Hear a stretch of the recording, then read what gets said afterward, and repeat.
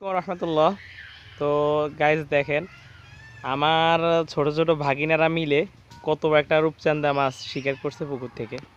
তো এটা খুবই সিম্পল একটা বড়শি দিয়ে মাছটা ধরছে, খুবই আশ্চর্যজনক একটা বিষয়। এই দেখেন, সামান্য একটা সুতের একটা বড়শি দিয়ে মাছটা ধরছে। মাছটা কিন্তু অনেক বড়। রূপচাঁদা মাছ কিন্তু সাধারণত এর থেকে আর বড় হয় না। তো এই দেখেন, এই ছোট একটা আছে, একটা ছোট একটা আছে, এই একটা আছে।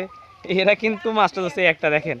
এরা কিন্তু খুবই সিম্পল একটা বড়শি দিয়ে, খুবই সিম্পল, মানে এই বড়শিটা দেখো, বড়শিটা কই, এই তো এই বড়শিটা দিয়ে কিন্তু মাছটা শিকার করছে। এই বসিটা দিয়ে শুতে আর কিছু এটার মধ্যে লাগাস নাই, সিম্পল একটা বড়শি দিয়ে এই মাছটা শিকার করছে। অনেক বড় একটা রূপচাঁদা মাছ।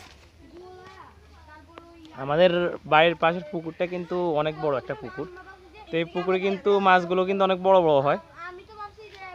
তো ওরা কিন্তু দেখেন, মানে শখের বশে খুবই সিম্পল বড়শিটা দিয়ে কত বড় একটা মাছ শিকার করে ফেলছে।